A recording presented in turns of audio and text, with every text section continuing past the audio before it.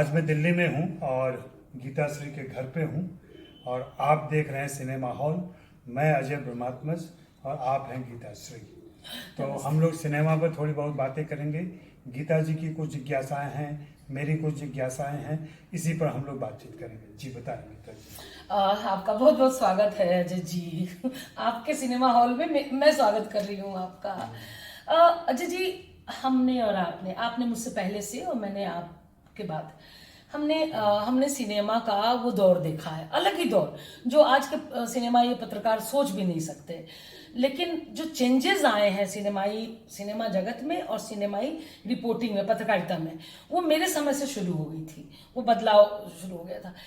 एक दौर था जब सिनेमा पे हमने अपनी पत्रिका में विशेषांक निकाले और हम सिनेमा पेज में देखती थी और आपके संपर्क में थी लगातार, क्योंकि मुंबई में एक जरिया थे आप हमारे लिए, हमारी पत्रिका के लिए। तो उस समय जो मैं सच कहूँ तो उस समय आप लोग की जो रिपोर्टिंग थी, जो आप लोग आलेख देते थे या इंटरव्यूज देते थे, वो रियल होता था। मतलब वो कॉपी पेस्ट नहीं होता था और वो झूठ नहीं होता था। धीरे धीरे आपके बाद के मैंने देखा जो एक पतन आया कि टेबल पर इंटरव्यूज तैयार होने लगे और पीआरओ जो सवाल जवाब करके देता था पत्रकारों को, वो उसी को अपनी भाषा में बना के बेचते थे। तो हमने वो पतन देखा है सिनेमाई पत्रकारिता का और झूठ देखा है। लेकिन चूंकि हम दिल्ली में हैं और दिल्ली की पत्रकारिता अलग होती है, मुंबई की अलग होती है, तो हम उस झूठ को पकड़ नहीं पाते थे।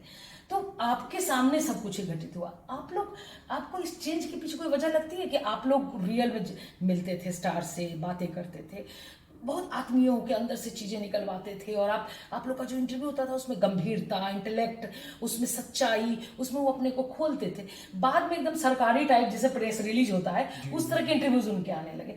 तो ये दौर आपने देखा है, तो देखते हुए आपको कैसा लगता? कोफ्त होती होगी ना कि क्या देखते रहे, संसार की हालत क्या हो गई भगवान, आपको क्या लगता था? आप नहीं, कोफ्त तो होती है, कोफ्त तो बहुत ज़्यादा होती है और इसलिए अब रिटायरमेंट के बाद जब ऐसी कोई ज़रूरत मेरी नहीं रह गई है, जिम्मेदारी नहीं रह गई है, तो मैंने फिल्म इंडस्ट्री से लगभग नाता अपना काट लिया है।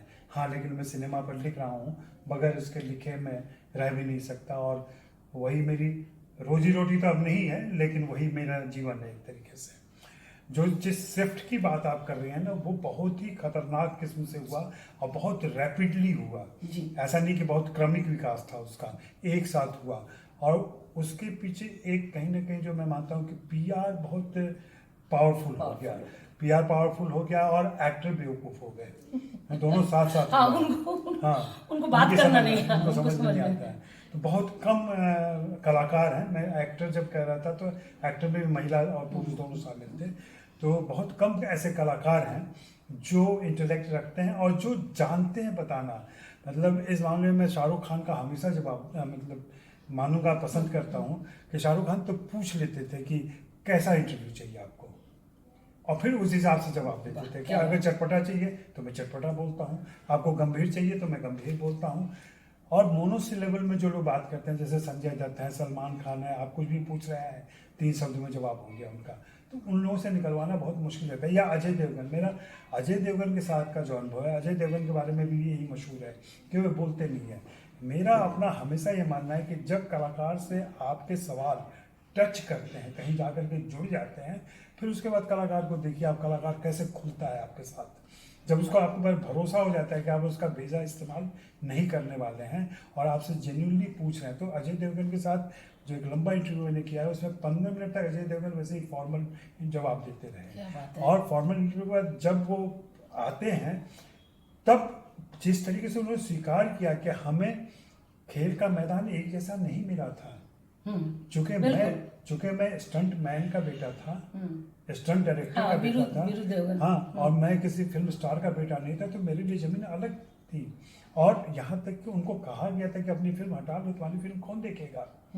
सभी को याद होगा, जो लोग याद है कि लम्हे और उनकी फिल्म एक साथ रिलीज हुई थी, फूल और कांटे। हाँ, एक साथ हमें बहुत पसंद आई थी दोनों, और फूल और कांटे सुपर हिट हो गई, लम्हे फ्लॉप हो गई थी। तो इस तरह की चीजें होती हैं। और ऐसे ही बहुत सारे पत्रकार, नए पत्रकार हमसे पूछते हैं कि आपके जैसी पोजीशनिंग कब हो जाएगी मेरी, या आप जैसा सवाल शुरू में ही चाहिए उनको। अजय ब्रह्मात्मज शुरू में ही 25 साल का संघर्ष नहीं चाहिए उनको। तो हमेशा मैंने कहा कि एक्टर जो हिंदी का पत्रकार लिखता है ना, एक्टर पढ़ता नहीं है उसको, नहीं पढ़ पाता बिल्कुल है, सही। उस तक पहुंचता ही नहीं है। तो क्या मायने रखती है आपके सवाल, आपने कैसे सवाल पूछे, उस सवाल को याद जरूर रखता है। आपने टेढ़े सवाल रखे तो वो भी जवाब याद रखेगा, आपने रोचक सवाल पूछे तो भी याद, बेवकूफाना पूछे तो वो भी याद रखेगा। फिर वो अगली बार उसके हिसाब से आपको समय देता है, या आपको बुलाता है, या आपके प्रति एक रिस्पेक्ट रखता है। और मुझे यहाँ फिर मैं अपना उदाहरण दूँ तो आमिर खान का इंटरव्यू जब मैं पहली बार कर लिया था, तो उनके प्यार ने कहा कि तू हिंदी का आदमी है, तेरा इंटरव्यू नहीं होगा सीधा। मैंने कहा नहीं, मैं करके जाऊंगा और सबका इंटरव्यू करवा। और ये मैंने हमेशा पॉलिसी रखी कि आप मुझे सबसे बाद में बात करवाओ, मुझे कोई जल्दी नहीं है, और फिर छोड़ दो मेरे ऊपर। तो वही उसने कहा कि ठीक है चल बाद में देख लेते हैं। मैंने कहा देख 5 मिनट का समय है तेरे पास, 5 मिनट में जो बात करनी कर लो। मैं गया आमिर खान, और वो इंटरव्यू लगभग 40 मिनट चला।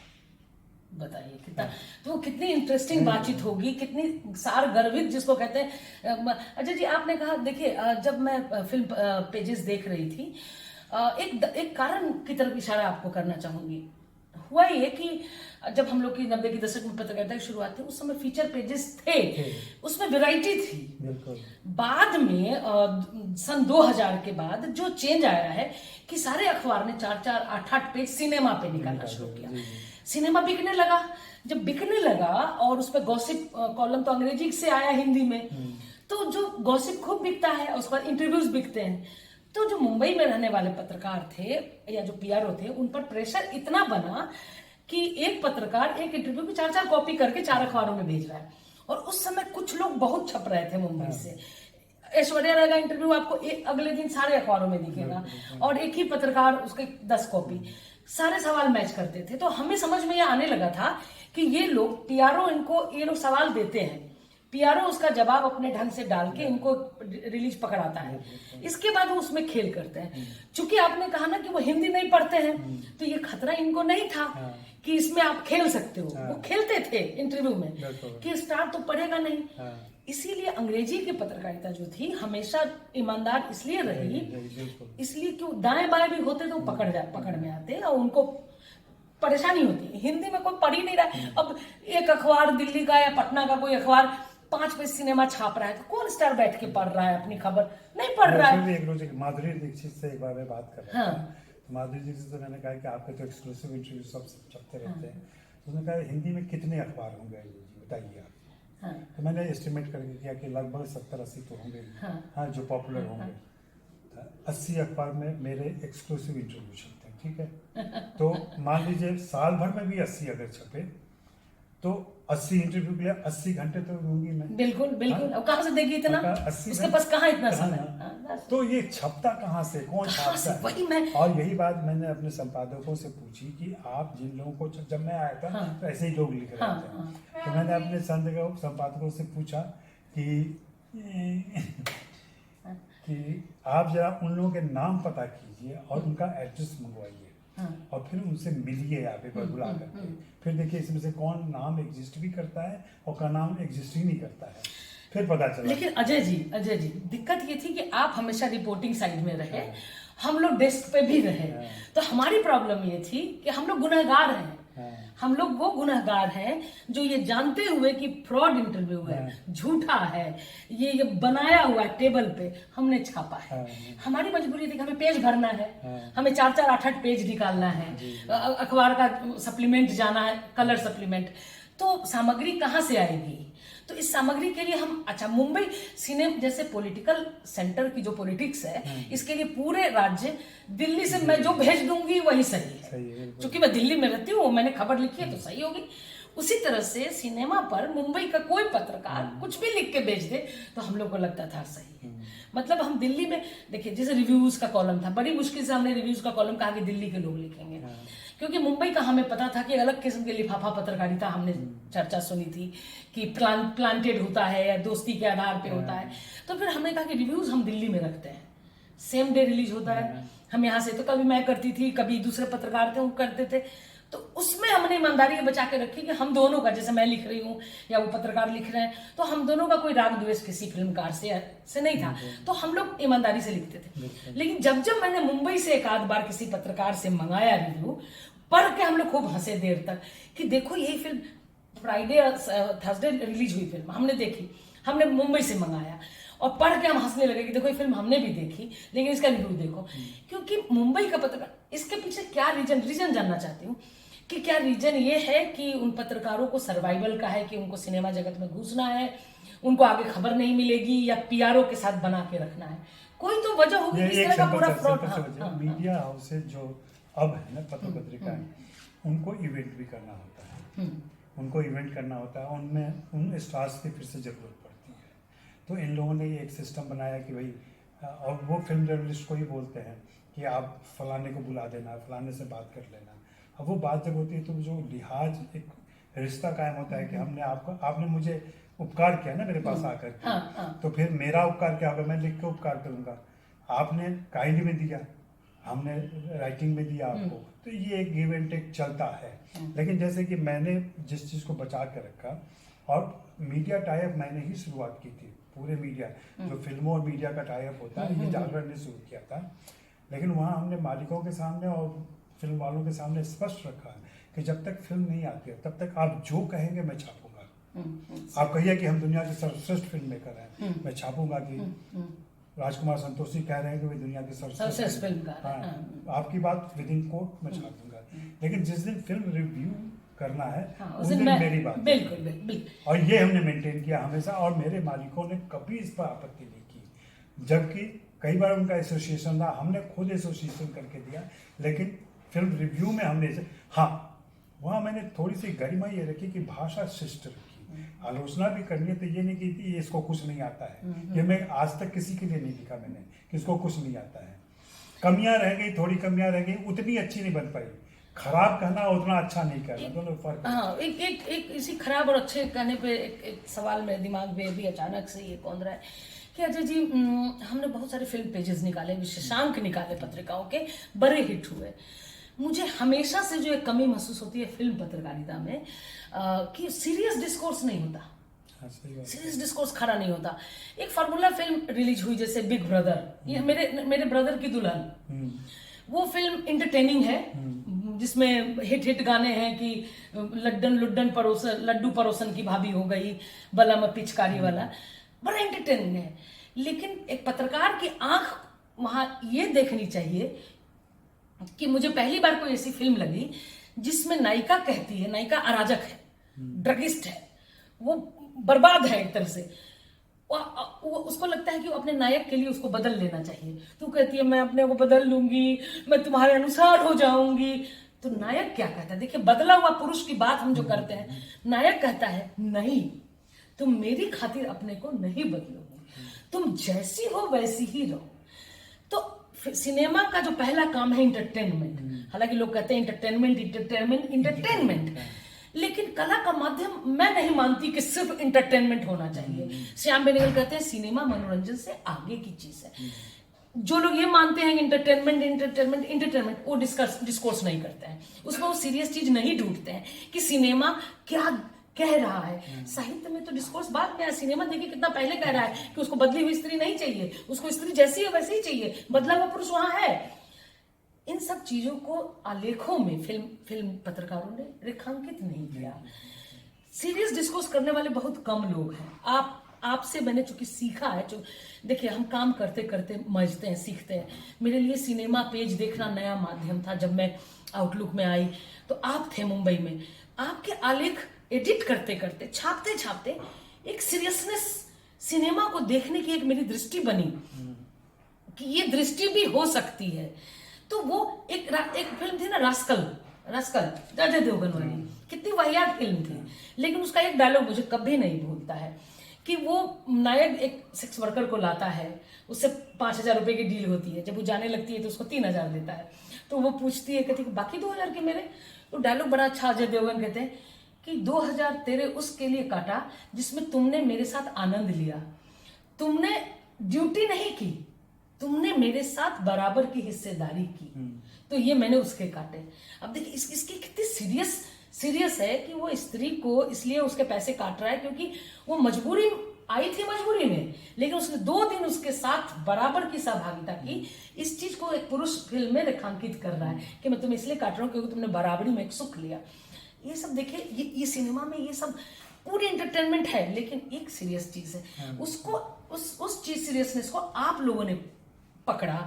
आपके जितने जितने आलेख हैं, मैं तो किताब है मेरे पास जिसमें आपके सारे लेख मैंने शामिल किए हैं, एडिट किया है, और उस दौरान आपने क्रांति ये की।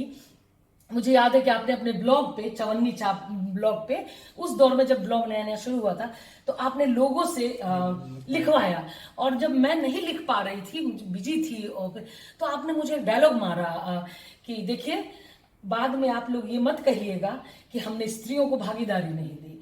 मैं आपसे कह रहा हूं, लिखिए, सबसे पुरुष लिख रहे हैं, आप नहीं लिख रही। आप, ये बात मुझे लगी। आपने अगर उस तरह से नहीं कहा होता तो मैं समय नहीं निकालती, मैं नहीं लिखती, क्योंकि मैं नौकरी में बिजी थी। ये बात मुझे धस गई। और उस किताब की सबसे अच्छी बात है कि उसमें जितनी महिलाओं ने लिखा है, उन्होंने पुरुषों से बेहतर लिखा है। हाँ, बाद में आपने कहा, मैंने तो जो ब्लॉग पे जो आपके कमेंट आया था, वो रतलामी जी नीचे लिख रहे हैं कि मनमोहन देसाई की फिल्मों से भी ज्यादा दिलचस्प लिखा है। तो मेरा साहस बढ़ा, क्योंकि उसमें हमने ना, मैं लिखते वक्त, हम हो, आप हो, जो थोड़े सीरियस लोग हैं, जो सीरियसनेस है जिनके लेखन में, वो ओपन होते हैं, वहां झूठ, वहां पर्देदारी नहीं करते हैं, वो खुल कर लिखते हैं। तो जब आपने हमसे लिखा, एक नया काम था, वो नया काम था। तो सिनेमा पत्रकारिता कितनी सीरियस हो सकती है, जिसको हल्के से लोग लेते हैं। दिल्ली वाले बड़े हल्के से लेते हैं, इसलिए किसी से भी कुछ भी लेके छाप देते हैं। लेकिन आप लोगों ने ये संभव कैसे हुआ, उस पूरी भीड़ में, हल्कों की भीड़ में, इतना भारी आप कैसे मैनेज? तो मैं मानता हूँ कि वो बहुत ही बेहतरीन काम है, और मैं तो उसमें कोई चाहे तो एक डायरेक्टर ने कहता है कि मैं इसमें पूरी फिल्म बना सकता हूँ, पूरी फिल्म बना सकता हूँ, लोगों के आइडियाज बहुत बढ़िया है, उसमें बन सकती है। बहुत अच्छा तो वो बहुत मजेदार चीज है। और आज भी मैं कहता हूँ, अभी जो मैं पढ़ता हूँ फेसबुक पर तमाम लड़कियों के अपडेट्स का सिनेमा को लेकर के, तो मेरी बहुत अंदर से इच्छा होती है उनसे कहने के लिए, रिक्वेस्ट भी करता हूँ कि तुम थोड़ा रेगुलर करो। हाँ, कुछ लड़कियां बहुत अच्छा लिखती है सिनेमा पे। सुदीप्ति कितना अच्छा लिखती है सिनेमा पे, मनीषा पांडे इतना अच्छा लिखती है। मैंने कई लोगों का पढ़ा है, देवयानी का पढ़ा है, मतलब नाम अभी भूल रही हूँ। बहुत सारी लड़कियां जो फिल्म देखती हैं, उस पर सीरियस डिस्कोर्स करती है। बहुत सिनेमा का स्त्री पाठ होना चाहिए। हाँ, एकदम होना चाहिए। हाँ, इसी पर मैं आ रही थी, जो शायद हम अब अंतिम सवाल की तरफ हम बढ़ रहे हैं। तो मैं अजय जी आपसे बल्कि आग्रह करना चाहूंगी कि कोई स्त्रियां पहल करने से थोड़ा बचती हैं, उनको लगता है कि एक जवाबदेही है, ऑलरेडी स्त्रियों पे बहुत जवाबदेही है। ये सच मानिए कि परिवार है, अपनी ख्वाहिशों का बोझ भी, अपने सपनों का बोझ भी पलकों पे बहुत, और बहुत जल्दी जल्दी सब करना है, क्योंकि क्षण भंगुरता का सबके भीतर एक भाव आ गया। आप अब फ्री हैं, और आपसे बड़ा, मतलब मैं आप में सिनेमाई मसीहाई देखती हूँ। सिनेमा के स्त्री पाठ पे काम करिए, मैं आपके साथ हूँ, मैं साथ दूंगी। सिनेमा के स्त्री पाठ और स्त्री पाठ का सिनेमा, इस पे काम होना चाहिए। बहुत पहले मैंने 10 साल पहले अविनाश मैं आप ऐसे भी जानते हो कि जितने यंग लोगों से मेरा सबसे अधिक आपका यंग कुनबाई है। मैं अपनी उम्र के लोगों के साथ बिल्कुल, वो तो आपको यही जवान बनाए रखेगा। राजेंद्र यादव कहते थे, मैंने पूछा था आप इतने जवान कैसे रहते, तो उन्होंने कहा तुम युवाओं की संगति में, तो वो बनाए रखिएगा युवाओं की संगति। मैं कल विभावरी से सिर्फ इसलिए मिलने गया हूँ कि मैं विभावरी को जोर दिलाना चाहता हूँ को लिखे। उसको बहुत अच्छा लिखती है, वो बहुत टैलेंटेड है। लिखती है, ज्यादा नहीं लिखती है, और बहुत देखिए ना, स्त्रियों के पीछे एक जिम्मेवारी तो देखिए ना, परिवार है, बच्चा है,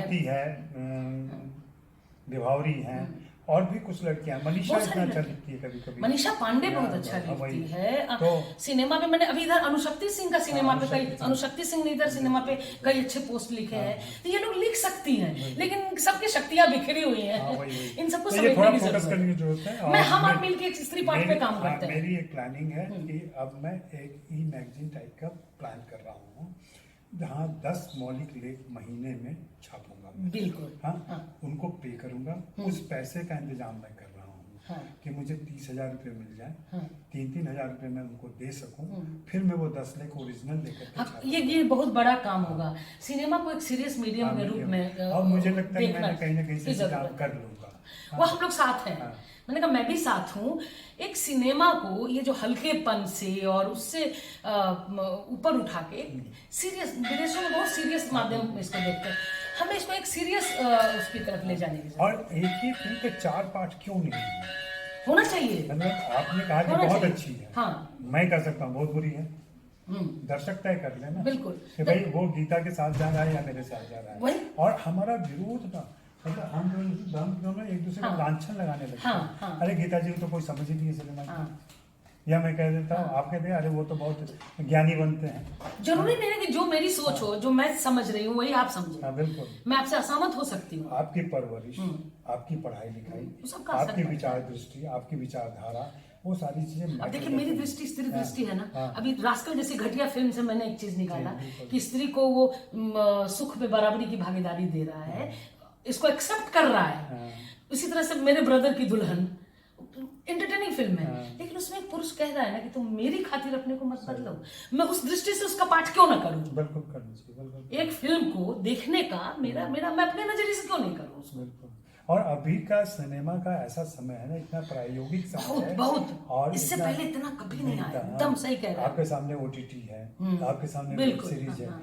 आपके सामने सिनेमा है, 3 मीडियम है आपके सामने। बिल्कुल बिल्कुल। हाँ अब आपको लगातार लिखते रहना है और काम करते रहना है और अपना फील्ड चुन लीजिए और उसको बिल्कुल। कीजिए। तो हम लोग आज की वार्ता यहाँ समाप्त करेंगे कि स्त्री पाठ, सिनेमा का स्त्री पाठ पे अजय जी मेरे साथ होंगे, मैं अजय जी का साथ दूंगी।